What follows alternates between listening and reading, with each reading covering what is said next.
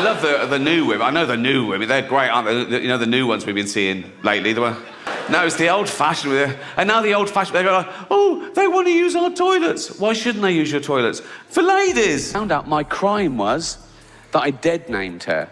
Now, I'd never heard that term, you know, before a day after the Golden Globes. Ever wonder why some celebrities just can't keep their mouths shut? You know the type, always preaching about stuff they don't really understand. Well, Ricky Gervais sure has something to say about that.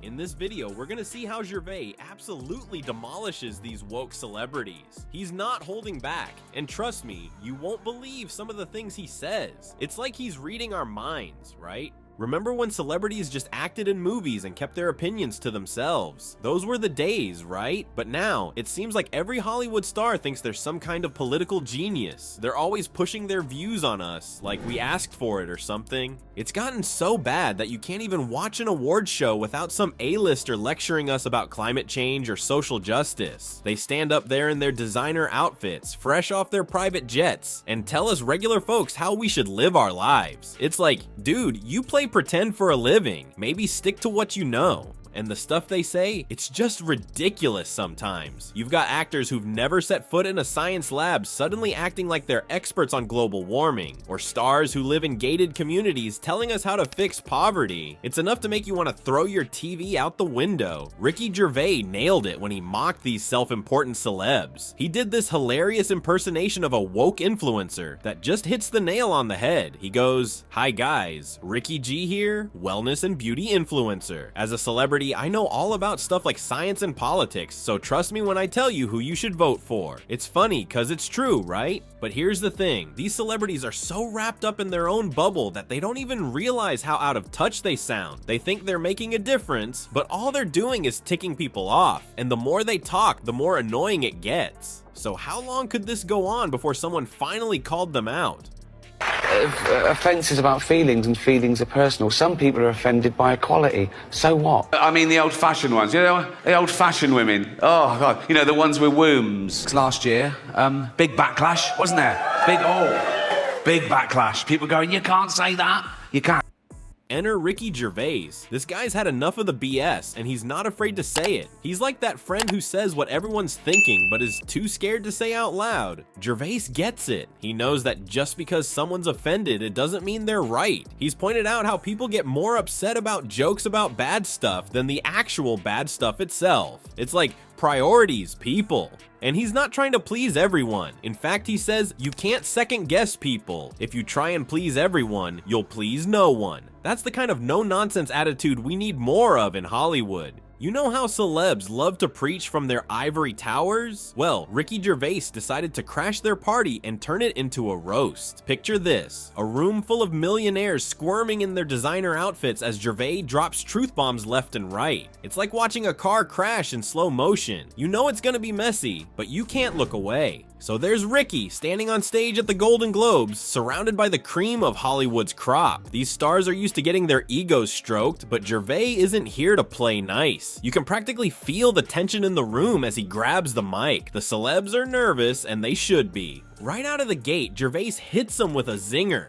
You're all going to die soon, and there's no sequel. Talk about setting the tone. The audience is caught between laughing and gasping, not sure if they should be amused or offended, but Ricky's just warming up. He doesn't hold back, taking aim at everything from the Hollywood foreign press to the lack of diversity in the nominations. The Hollywood foreign press are all very, very racist, he quips, and you can hear the collective intake of breath from the audience. It's like he's daring them to laugh, pushing the boundaries of what's acceptable in a room full of the so-called elite. But Gervais isn't just here to make jokes. He's calling out the hypocrisy that runs deep in Tinseltown when he says, most films are awful, lazy remakes, sequels. You can see some of the stars shifting uncomfortably in their seats. It's like he's holding up a mirror to Hollywood and they don't like what they see. The camera pans across the room, catching reactions that range from nervous laughter to outright shock. Some celebs are trying to play it cool, but others look like they're wishing they could disappear into their chairs. It's a masterclass in making people squirm. Just when you think he can't push it any further, Gervais ups the ante. He tackles the issue of diversity head on, saying, "Many talented people of color were snubbed in major categories. Unfortunately, there's nothing we can do about that." It's a bold move, calling out the very people in the room for their part in the problem, and that's the beauty of Gervais' approach. He doesn't care if he offends these millionaires. In fact, it seems like he's enjoying it. His "I don't give a damn" attitude is what lets him go all out, saying the things that regular folks have been thinking for years. As the monologue wraps up, you can sense a mix of relief and lingering tension in the room. Gervais even manages to squeeze in a jab about the meal being all vegetables, another dig at how out of touch these elites are.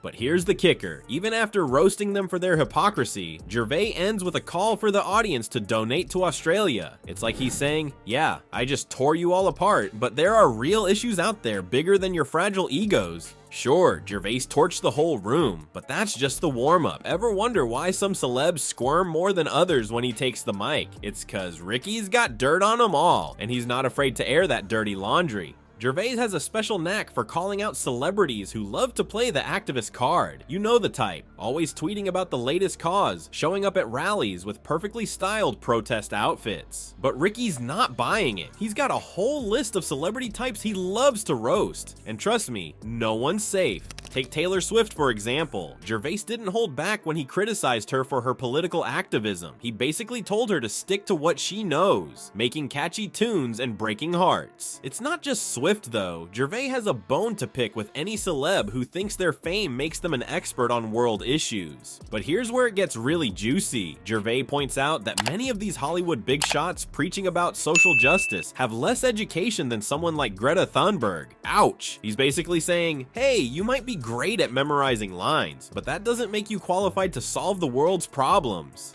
And don't even get him started on virtue signaling. Gervais sees right through the facade of celebrities who use social issues to boost their own image. He's called them out for caring more about how they look supporting a cause than actually making a difference. It's like he's got a built-in BS detector, and it's going off constantly in Hollywood. One of Gervais' favorite targets is the disconnect between what celebs preach and how they actually live. He loves to point out how these stars fly around in private jets while lecturing us about climate change, or how they talk about equality from their multi-million-dollar mansions. It's the kind of hypocrisy that makes you want to roll your eyes so hard they might get stuck. But who's the biggest hypocrite of them all? Well, Gervais doesn't just stop at individual celebs. He goes after the big guns, the corporations that like to play woke while exploiting workers. Companies like Apple and Amazon aren't safe from his sharp tongue. He calls them out for their feel-good campaigns that mask some not-so-feel-good business practices. Of course, all this truth-telling doesn't come without consequences. Gervais has faced his fair share of backlash, but does he care? Not one bit. He's got a motto that sums up his approach perfectly. Just because you're offended doesn't mean you're right. It's like he's daring people to come at him, knowing he's got the ultimate shield, the truth.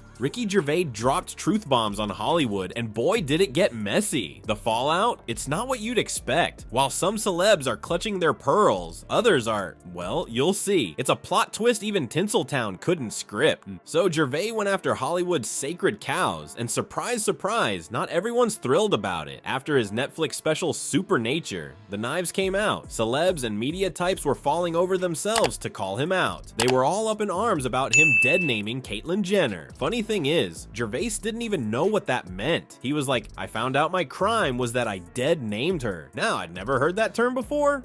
Classic Ricky, right? But here's where it gets interesting. All these outraged folks tried to cancel Gervais. You know the drill. Angry tweets, think pieces, the whole 9 yards. They were acting like he'd committed some unforgivable sin by cracking jokes about sensitive topics. It was a full-on attempt to silence him, to make him disappear from the public eye. But guess what? It didn't work. Not even close. While the Hollywood elite were losing their minds, Gervais was gaining fans left and right. Turns out a lot of people are sick and tired of being lectured by millionaires who think they know best. Gervais became a voice for all those folks who've been biting their tongues, afraid to speak up. And Ricky, he couldn't care less about the backlash. He's got this killer quote, "Just because you're offended, it doesn't mean you're right."